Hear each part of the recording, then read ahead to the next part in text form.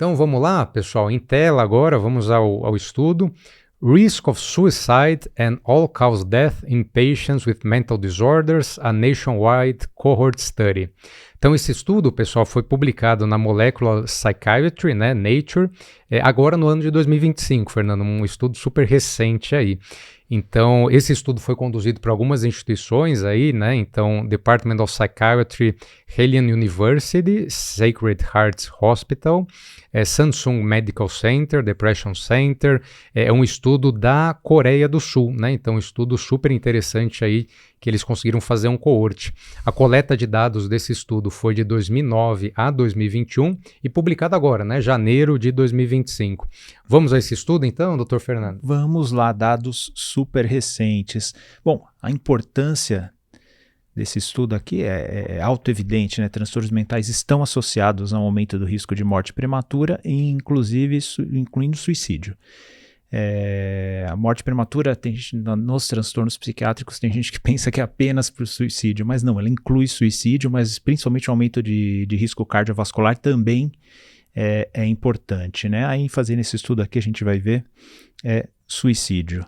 Objetivo primário, examinar o risco de suicídio e morte por todas as causas com transtornos mentais, considerando fatores demográficos, clínicos e estilo de vida. Objetivo secundário, avaliar o risco de morte por todas as causas em pacientes com transtornos mentais. Metodologia, fonte de dados de um banco de dados nacional na Coreia. Período do estudo foi observacional, né, de 11,11 anos, observação, melhor dizendo, foi um segmento, né, uma coorte com 11,11 anos, e a população de quase 4 milhões de participantes com idade maior ou igual a 20 anos. Um estudo enorme, né, Fernando? Se a gente for ver um coorte, pessoal, 11 anos, né, de segmento, 4 milhões aí de pacientes, um estudo gigantesco lá da Coreia do Sul, né? Muito representativa. A definição de transtorno mental pela CID-10. Então, eu vou relacionar brevemente aqui os transtornos incluídos: deficiência intelectual, TDAH, transtornos do espectro da esquizofrenia, transtorno bipolar, transtorno depressivo, transtornos ansiosos de maneira geral, TOC, TEPT, transtornos alimentares, insônia, transtornos relacionados ao uso do álcool, outras substâncias, síndromes demenciais e transtornos de personalidade, sem distinguir o transtorno de personalidade ou o cluster. Bom, próximo slide, os transtornos com principal risco de suicídio avaliados nesse estudo. Muito bem, transtorno de personalidade. Aqui não destaca qual dos transtornos de personalidade, mas a gente pode conversar um pouco sobre isso, né? O transtorno de personalidade borderline, muito relacionado ao risco de suicídio, outros também, principalmente do cluster B. Aliás, é até assim difícil encontrar uma pessoa com um transtorno de personalidade grave do cluster B que tem apenas sintomas ou comportamentos de um desses transtornos. Então, normalmente há uma intersecção, né, Fernando? É uma intersecção, né? E no cluster B a gente está falando do borderline, narcisista, antissocial e o histriônico, né? Vamos lembrar uma coisa, a comorbidade com depressão é muito grande, né? Se não com episódios depressivos, sintomas depressivos, né, ao longo da vida é enorme, sintomas seja episódio de fato ou sintomas subsindrômicos. Outra coisa, abuso de substância, ainda que não caracterize um transtorno, né, relacionado ao uso de substâncias, mas muitas vezes caracterizando, mas às vezes não caracterizando, o uso de substâncias também é muito grande. Então, há vários sintomas psiquiátricos ou até mesmo comorbidades que são muito comuns a essa classe de transtornos de personalidade que todos aumentam o risco de suicídio, né? E às vezes a diferenciação diagnóstica também é difícil, né, Fernando? A gente diagnosticar ali um episódio depressivo em um paciente ali borderline ou com transtorno de personalidade histriônico que já tem o quadro já é bastante complexo, né? A gente conseguir identificar exatamente e temporalmente o início, né, e a manutenção daqueles sintomas. Então, o desafio diagnóstico é até maior, né? E a comorbidade também é importante ser tratada, né? Você falou muito bem, porque já é um quadro muito ruidoso, Sim. Cuja instabilidade emocional é bastante intensa e, às vezes, identificar episódios depressivos isolados já que os sintomas eles desaparecem com uma frequência bastante grande, às vezes é um desafio diagnóstico. Desafio diagnóstico também, muitas vezes, até fazer o diferencial com o próximo transtorno bipolar. Sem dúvida. Que também aumenta bastante o risco de suicídio, e o transtornos do espectro da esquizofrenia também estão entre aqueles com maior risco de suicídio. Marcelo, eu queria me deter um pouco nesse slide, porque não apareceu aí depressão, né? Não apareceu transtorno relacionado ao uso de substâncias. Vamos comentar um pouco sobre isso, né? Por que sempre quando me perguntam, seja a mídia leiga me perguntando, ou seja quando eu estou dando aula para o médico geral, estou dando aula para especialista, eu falo que depressão é o principal transtorno relacionado ao risco de suicídio. Isso é um fato, é um dado, e também tem uma razão didática por trás. Eu explico. Depressão entre os transtornos que aumentam o risco de suicídio, ele é o mais prevalente, né? 18% das pessoas ao longo da vida terão pelo menos um episódio depressivo. Esse episódio aumenta o risco de suicídio. Então, pela prevalência e aumento do risco, soma as duas coisas. Do ponto de vista populacional, é o mais importante relacionado ao risco de suicídio. E quando eu falo suicídio, para o pessoal que está me vendo, pode pôr aí comportamento do espectro suicida, né? Que vai desde do pensamento, ideação, planejamento, preparação e uma tentativa de suicídio, um suicídio consumado. Então, tudo isso está aumentado na depressão. Fernando, mas não tem outros transtornos relacionados ao risco de suicídio? Tem. Transtorno bipolar, vamos pegar como exemplo o transtorno bipolar. Quando que o risco está aumentado sobremaneira no transtorno bipolar? Nos episódios depressivos ou mistos, que é aquele episódio que tem os sintomas depressivos, mas também tem os sintomas maníacos ou hipomaníacos também, uma depressão acelerada, o risco está muito aumentado, mas há sintomas depressivos. Fernando, o uso de substâncias não está relacionado também ao aumento do risco? Está relacionado ao aumento do risco. Porém, quando que está aumentado o risco? Quando um adolescente ou um jovem adulto está numa rave, dançando, se divertindo, usando estimulantes? Ou é depois, quando ele apresenta sintomas depressivos, né? Ou quando ele está tendo uma bad trip com sintomas depressivos. É quando apresenta sintomas depressivos. Até mesmo na esquizofrenia. Muitas vezes se pensa que é na vigência da psicose, quando o paciente está lá paranoico, delirando, ouvindo vozes, é aí que está o risco. Sim, existe o risco nesse momento, claro que existe, mas é principalmente mediado também por sintomas depressivos. E a mesma coisa pode dizer para os transtornos de personalidade. Aí que entra a razão didática de eu dizer que a depressão é o principal fator de risco. Porque mesmo nesses outros transtornos cujo risco é muito aumentado, é na vigência de sintomas depressivos. É na vigência de sintomas depressivos. Por isso que eu falo, tanto como clínicos, na nossa prática clínica diária, quanto como formadores de opinião, porque a prevenção de suicídio exige isso. Tem que ter um envolvimento de toda a sociedade, principalmente dos médicos. Então, quando a gente vai trabalhar a prevenção de suicídio na sociedade, informar isso é muito importante. Né? Qual que é vamos dizer, do ponto de vista médico, o principal pilar da prevenção de suicídio é a detecção precoce e tratamento incisivo dos transtornos psiquiátricos de maneira geral. De modo que 90%, alguns estudos dizem, já teve estudo que disse 97%, tem pesquisador que fala que virtualmente 100% dos casos de comportamento suicida, e principalmente tentativa de suicídio, estariam relacionados a um transtorno psiquiátrico. Então a prevenção envolve necessariamente detectar precocemente e tratar de forma incisiva e correta, né? E desses transtornos, qual aquele que merece uma maior atenção do ponto de vista assim, cara, o povo precisa reconhecer isso mais precocemente? Certamente os sintomas depressivos, todos, obviamente, mas se fosse para eleger um como alvo da prevenção de suicídio, são os sintomas depressivos, independente do diagnóstico, né? E aí tem um outro pilar que eu costumo dizer da prevenção de suicídio, que é a presença de vínculos fortes e saudáveis, que acaba não sendo o tema aqui dessa aula, né? Mas pelo menos do ponto de vista médico, isso tem que ficar bem claro. Esse primeiro pilar que eu falei, detecção precoce, tratamento incisivo, todos os transtornos psiquiátricos, mas principalmente reconhecendo sintomas depressivos. Acho que um cuidado ainda maior com isso, né, Fernando? E eu acho que o médico, né, dentro das competências médicas, se a gente for pensar, entra também a promoção de saúde, né? O médico como promotor da saúde ou como educador em saúde, Então, acho que isso que você está colocando é perfeito, né? Então, independente ali do diagnóstico psiquiátrico, é importante a gente perceber essa polarização dos sintomas depressivos, da tristeza, da angústia, né? Nesse sentido da depressão, independente do diagnóstico, né? Então, parece que é mais perigoso para as pessoas quando a pessoa está mais triste, quando a pessoa está mais angustiada, quando a pessoa está mais desesperançosa.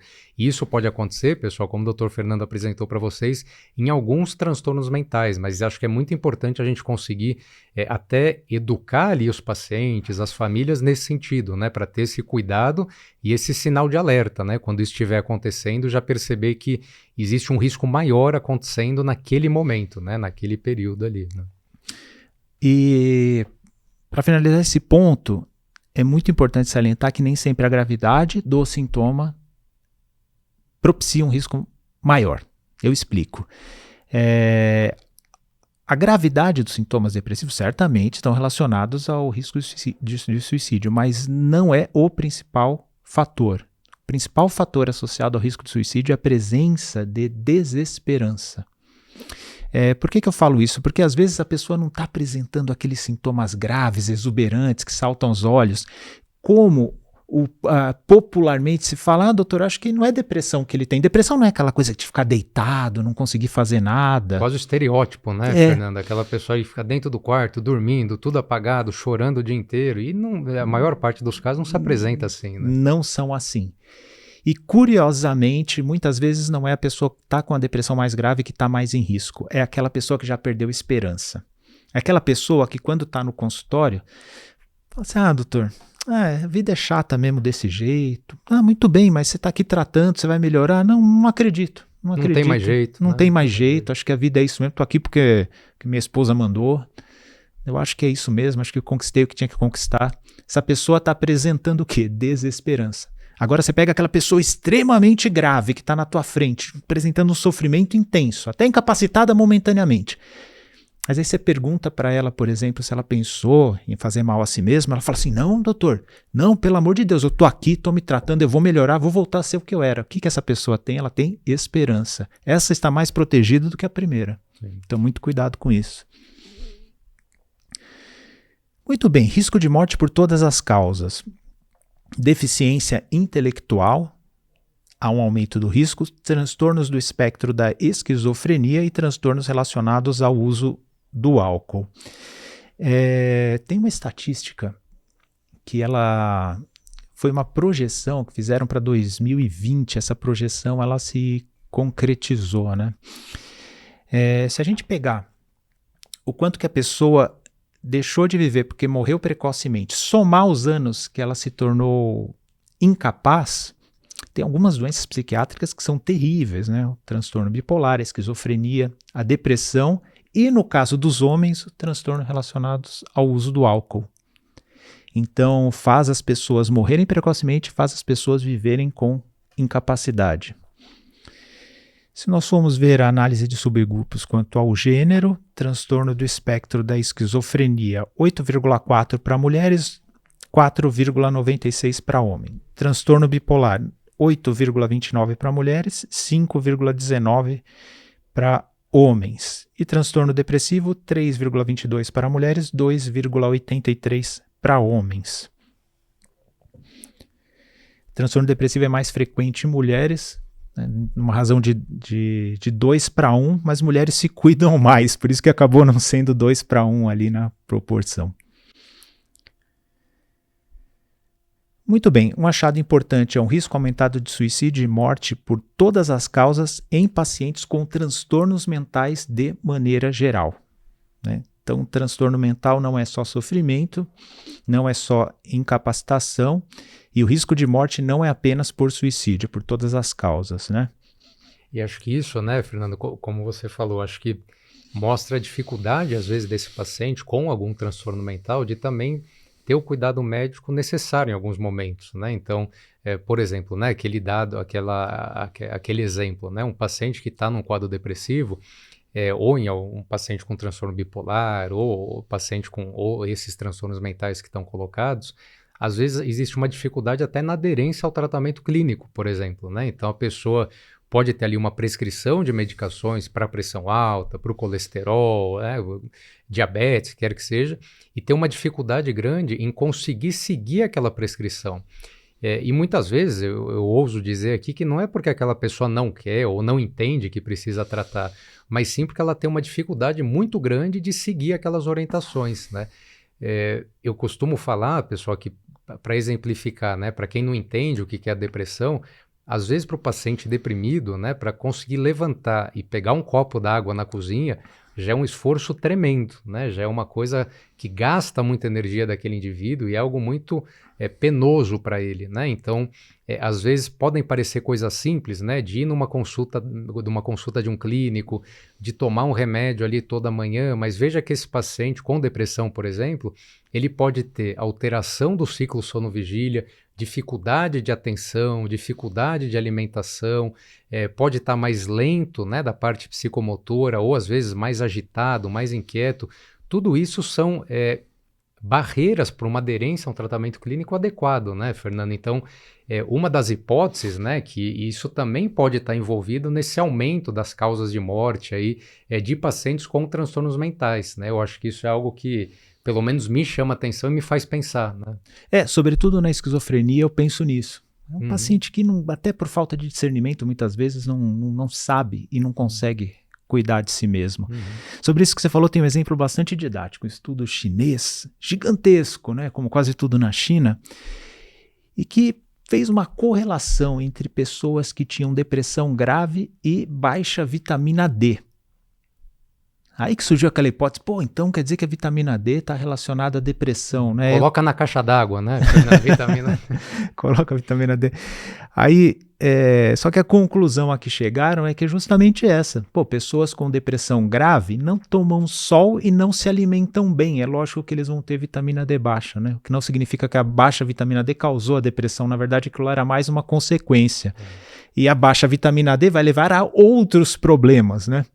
Então, é bastante interessante isso. E tem também, Dr. Marcelo, o contrário. O que é o contrário? É que os pacientes com múltiplos transtornos clínicos ou múltiplos sintomas clínicos são aqueles para os quais se tem menos atenção para os sintomas psiquiátricos ou os transtornos psiquiátricos que eles carregam. Então, tem via de mão dupla. Então, estudo é bastante conhecido isso. Quanto mais a pessoa tem comorbidades e sintomas, comorbidades clínicas e sintomas físicos, menos os médicos pensam do lado psiquiátrico. Então, precisa tratar os dois juntos. Às vezes é um cobertor curto, né, Fernando? Assim, da gente tentar, de alguma forma, equilibrar esse cuidado e um atendimento multidisciplinar, integrado, é um desafio grande, né? Pacientes com comorbidades psiquiátricas e clínicas, né? Exatamente. Só um parênteses, pessoal, vamos voltar para Um achado importante, né? O risco aumentado de suicídio e morte por todas as causas em pacientes com transtornos mentais, né? E uma variação substancial entre os tipos de transtornos mentais para ambos desfechos. Então, alguns transtornos aumentam mais o risco de suicídio, alguns outros transtornos aumentam mais outras causas de morte. Recomendações: intervenções clínicas, identificação e mitigação de fatores de risco para suicídio e morte, e políticas de saúde, desenvolvimento de políticas públicas específicas para a prevenção de suicídio. No nosso meio existem iniciativas, mas uma política integrada, coisa que levaria anos, décadas para ser estudado e implementado de uma maneira adequada, a gente é carente ainda, né? As limitações desse estudo: um viés de seleção, uso de dados de pessoas que participaram de programas de triagem, a definição de transtornos baseada apenas em códigos diagnósticos identificados nos dados de sinistros, e fatores não incluídos, como histórico familiar de suicídio, fatores psicossociais e ambientais, que são muito importantes, e o uso de medicações psiquiátricas. Então, quanto às conclusões: riscos aumentados de suicídio e morte por todas as causas, aumentados em pacientes com transtornos mentais. Evidências para políticas públicas, resultados esperados para fornecer evidências na formulação de políticas públicas de prevenção de suicídio.